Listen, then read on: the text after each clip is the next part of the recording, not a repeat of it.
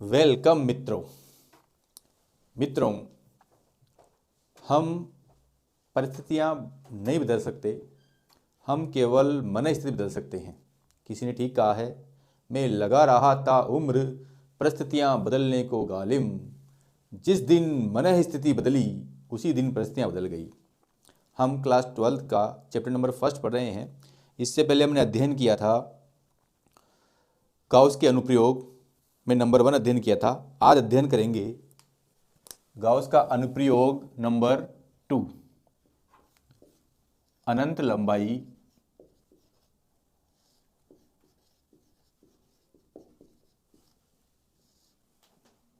के एक समान आवेशित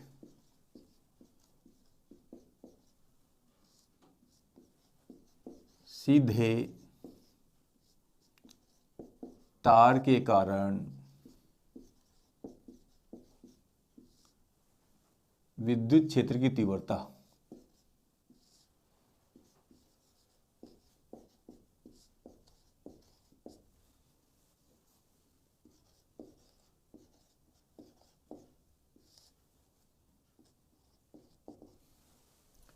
अनंत लंबाई के एक समान आवेशित सीधे तार के कारण विद्युत क्षेत्र की तीव्रता। माना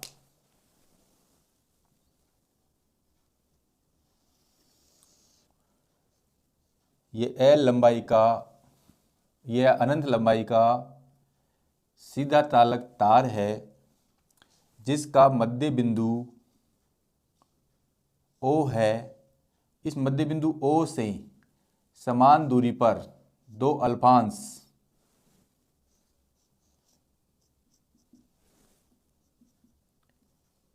A1 और A2 लेते हैं।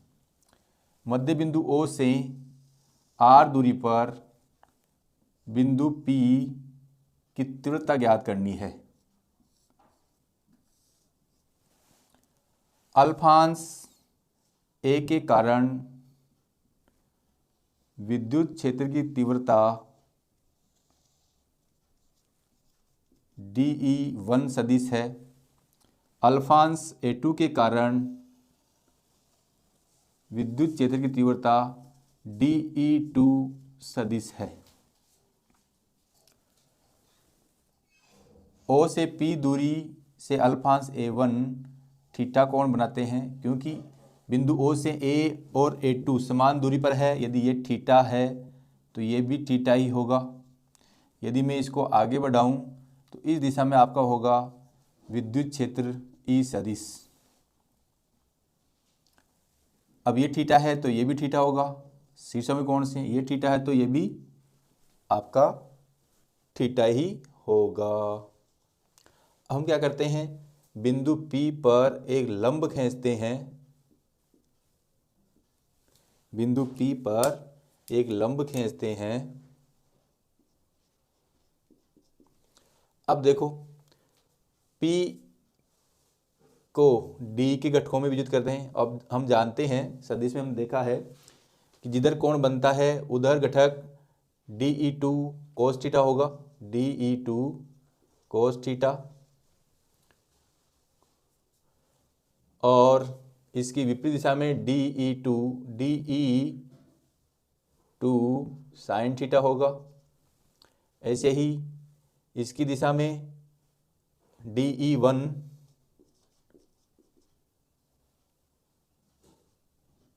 cos थीटा, और ये होगा DE2 sin थीटा। हम देख रहे हैं कि जो निरक्षीय घटक हैं DE2 sin थीटा और DE1, ये थोड़ा मैंने गलत लिख दिया यहाँ पर, DE1, इधर DE cos थीटा तो इधर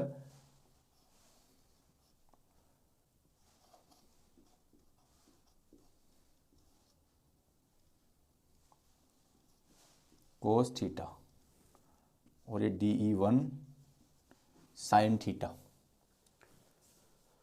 जो निरक्षीय घटक है DE1 साइन थीटा और DE2 कोस थीटा, ये परिणाम में समान और विपरीत दिशा में होने के कारण एक दूसरे के प्रभाव को निरस्त कर देते हैं या शून्य हो जाते हैं। जो x की दिशा में घटक है वो परिणाम में समान और दिशा में भी समान होने के कारण जुड़ जाते हैं, और जो नेट विद्युत क्षेत्र की तीव्रता है वो भी इसी दिशा में होती है। ये तो हमारे चित्र की व्याख्या हुई। अब हम बिंदु P पर विद्युत क्षेत्र की तीव्रता का परिकलन करेंगे।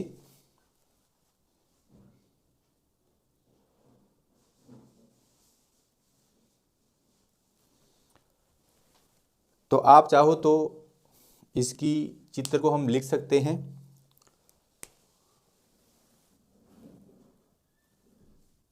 माना AB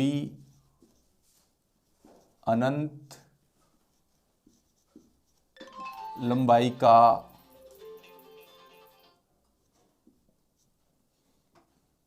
एक समान आवेशित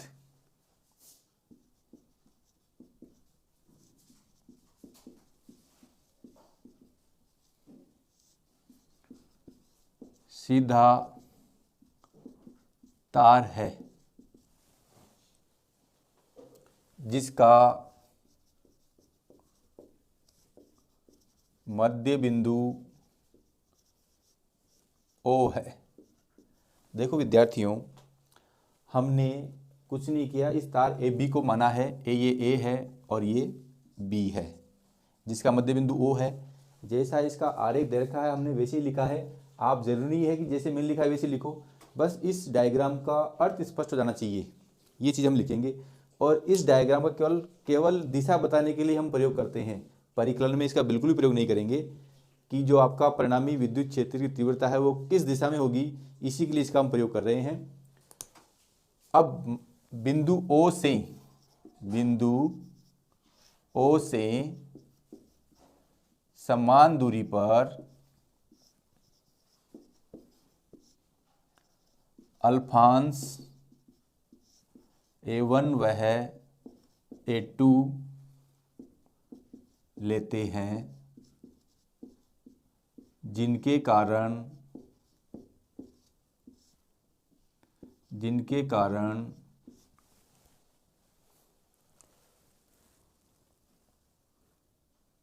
O से R दूरी पर स्थित बिंदु P की तीव्रता क्रमशः DE1 सदिश वह DE2 सदिश है।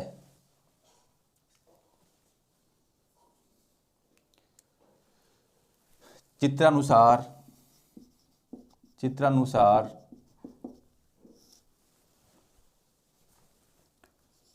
DE1 सदिश वह DE2 सदिश को घटकों में वियोजन किया।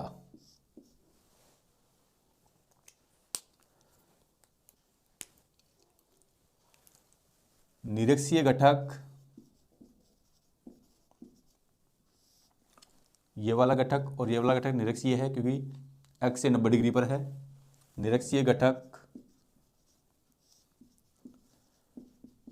परिणाम में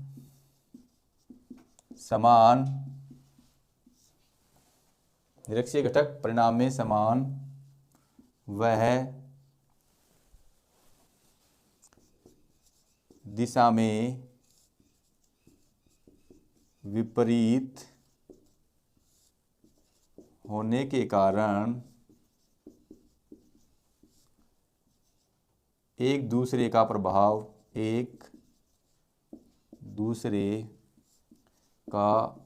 प्रभाव नष्ट कर देते हैं।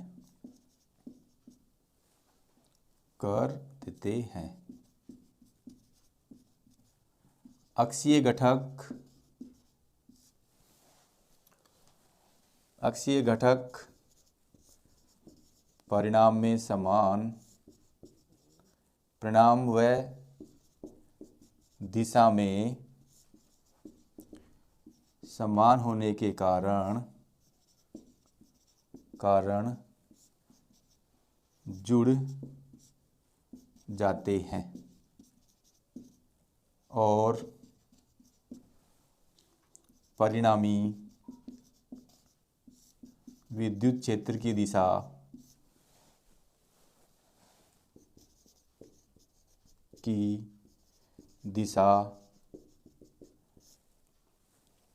अक्षीय घटक की तरफ होती है। अक्षीय घटकों की ओर होती है। अब आप इसका स्क्रीनशॉट ले सकते हैं। देखो, ये डायग्राम केवल और केवल परिणामी विद्युत क्षेत्र की तीव्रता बताने के लिए हम बनाते हैं। इसका परिकलना में कोई रोल नहीं है।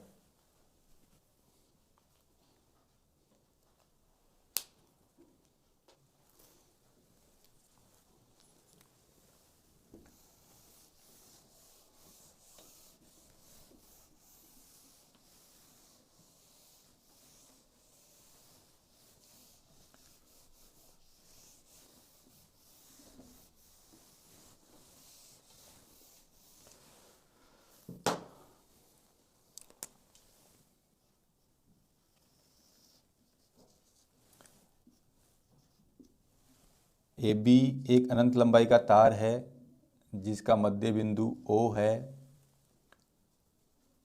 इस पर हम एक L लंबाई के गाउसीय पृष्ठ की कल्पना करते हैं। इस पर हम L लंबाई के गाउसीय पृष्ठ की कल्पना करते हैं।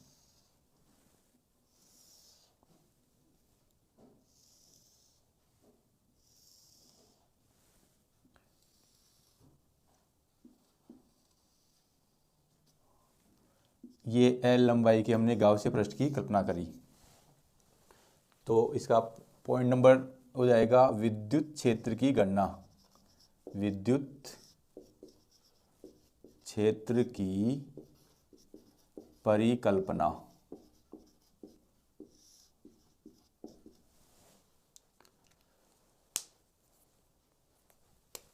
सर्वप्रथम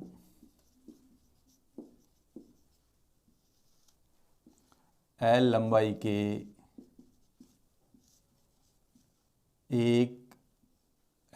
के एक बेलनाकार गाउसीय पृष्ठ की कल्पना करते हैं। इस गाउसीय पृष्ठ को 3 भागों में विभाजित करते हैं। इस गाउसीय पृष्ठ को 3 भागों में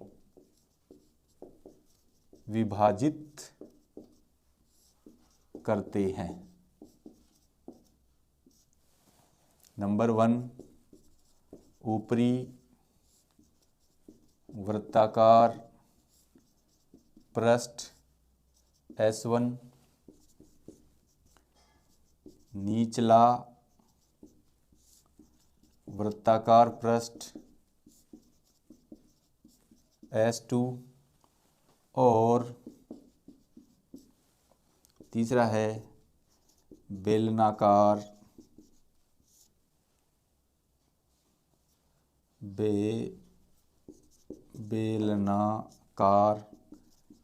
वक्र पृष्ठ S3। अब देखो, इसका ऊपरी वृत्ताकार वक्र पृष्ठ ये हम ले लेते हैं S1 है। ये निचला वक्राकार पृष्ठ ये हम S2 ले लेते हैं और बेलनाकार वक्र पृष्ठ पर एक अल्फांश S3 ले लेते हैं। अब देखो, विद्युत क्षेत्र की दिशा इधर है और इस अल्फांश का अल्फांश क्षेत्रफल विद्युत क्षेत्र की दिशा में या पृष्ठ के लंबवत होगा। इसी प्रकार इधर विद्युत क्षेत्र की दिशा है और इसकी विद्युत क्षेत्र इधर है और इस क्षेत्रफल अल्फांश का सदिश क्षेत्रफल इस पृष्ठ के लंबवत होगा। सिमिलरली ये भी इस पृष्ठ के सदिश क्षेत्रफल इस पृष्ठ के लंबवत होगा। या तो विद्युत क्षेत्र है और सदिश क्षेत्रफल है, यहाँ पे थीटा बराबर 0 डिग्री है। यहाँ पे जो सदिश क्षेत्रफल और विद्युत क्षेत्र है वहाँ थीटा बराबर 90 डिग्री है और सिमिलरली यहाँ भी 90 डिग्री है। इन तीनों पृष्ठों से निर्गत कुल विद्युत फ्लक्स चित्रानुसार तीनों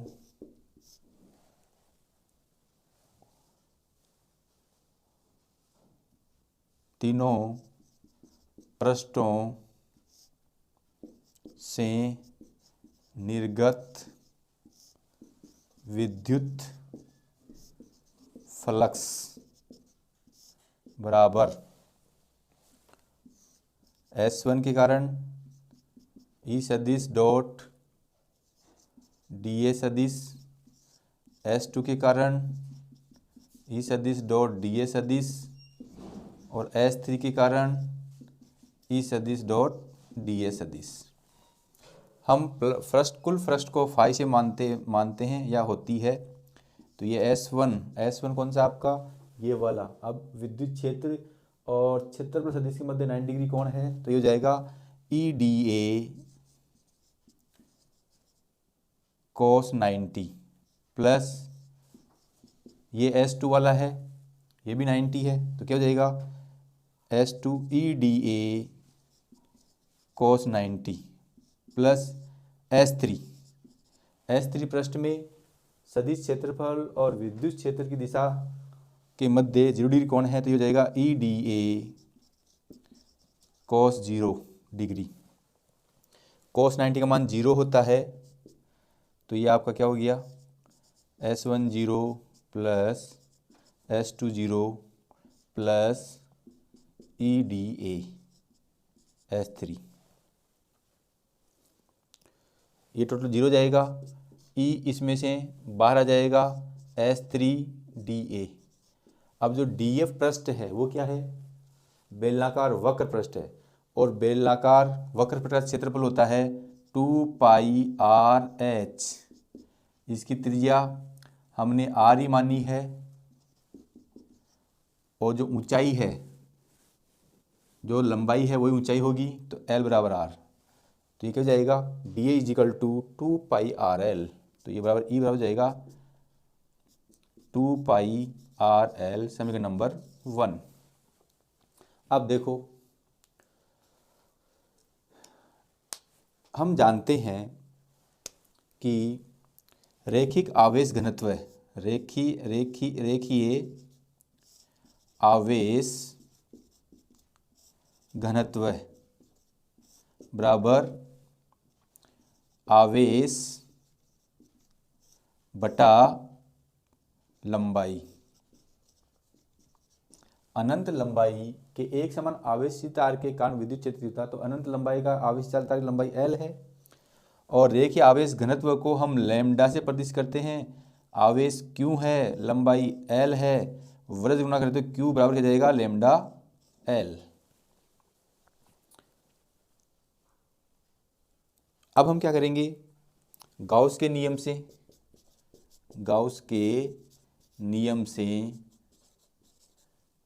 किसी बंद पृष्ठ से निर्गत विद्युत फ्लक्स फाई इक्वल टू होता है Q/ε0 और समीकरण 2 से Q का मान क्या है,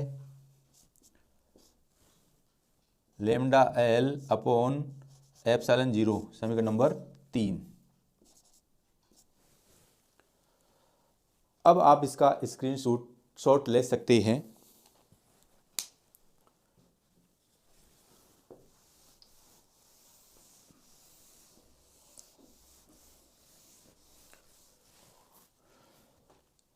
समीकरण 1 और 3 की लेफ्ट हैंड साइड बराबर है, इसलिए राइट हैंड साइड भी क्या होगी, बराबर।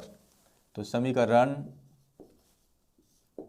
1 वह 3 से E इंटू 2πRL बराबर लेमडा L अपॉन एप्सिलॉन 0 या एप्सिलॉन नोट। ये आपका L से L कैंसिल हो जाएगा, तो बचेगा E is equal to lambda upon 2πR epsilon 0। तो E इज इक्वल टू हो जाएगा 1/2π एप्सिलॉन 0 लेमडा अपॉन R। ये क्या आ गई, अनंत लंबाई के एक समान आवेशित सीधे तार के कारण विद्युत क्षेत्र की तीव्रता। यदि मैं इसे सदिश रूप में लिखूं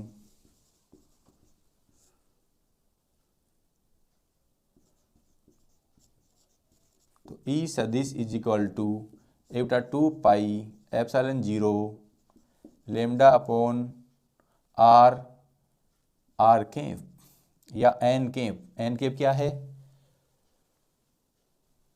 अक्षीय दिशा में जो घटक है उसकी दिशा में एकांक सदिश है।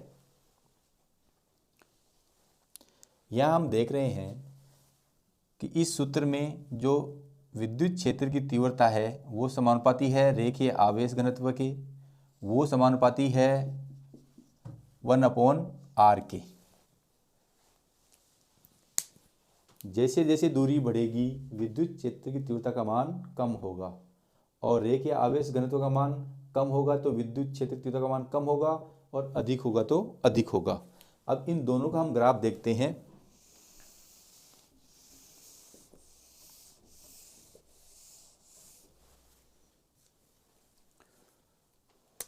तो इसका जो ग्राफ आएगा वो आपका आएगा यूं, बढ़ने पे बढ़ रहा है और घटने पे घट रहा है।